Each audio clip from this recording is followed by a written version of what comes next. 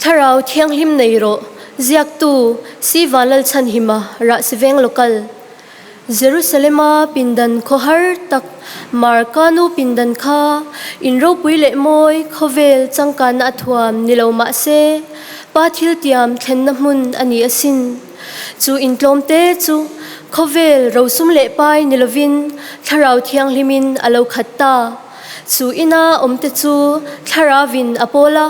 chongdanga lo chongin nun tak anlo nei ta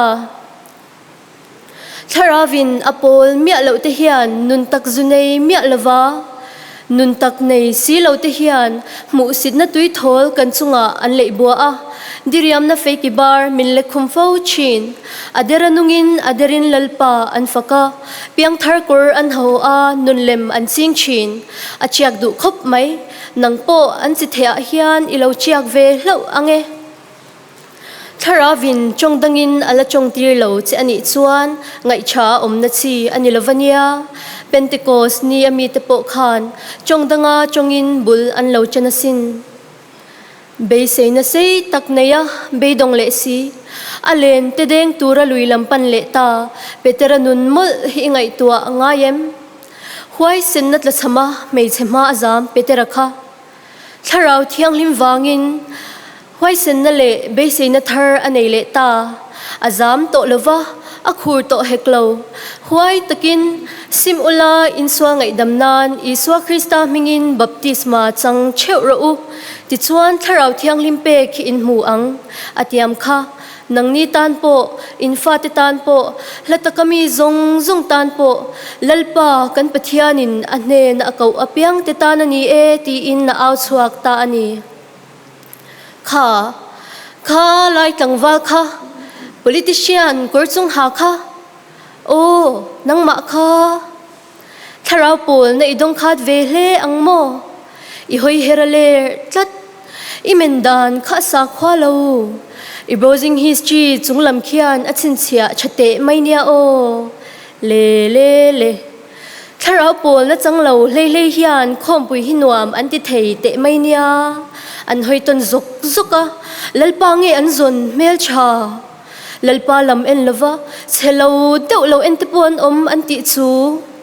Thlarau Thianghlim pol na ain phone number te hi an nei thei fu anti bok biak in veranda le pandal po na te chin te a hian Thlarau pol na athleng khat khop mai beng sikin ngai to ave ma te I hulria wa nang ma eng ma thok tu omlo ani chuan ilo smile ve zuk china ni lo mo chante zinga noi bersu tlangro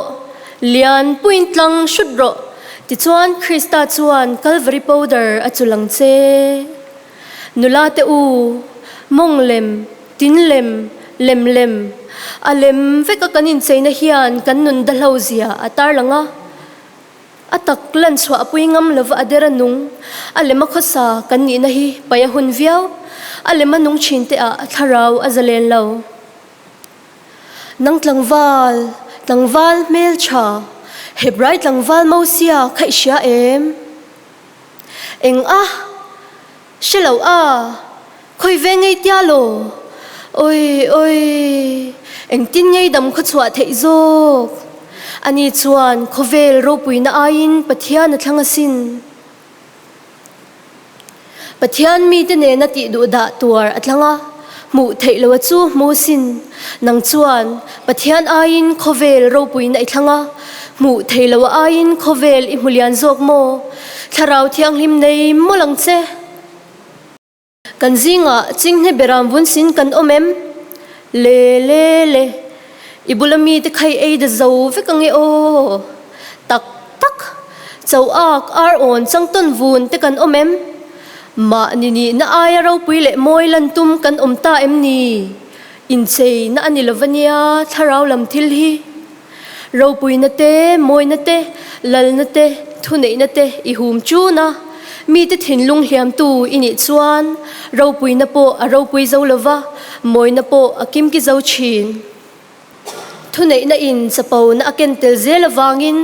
nun tlom nei turin Thlarau Thianghlim nei molang che Thlarau Thianghlim nei lo chu ama mi ani thei lo awangin Thlarau Thianghlim nei turin chan ila thar le ang uo olal pa keima hian bullo chan da che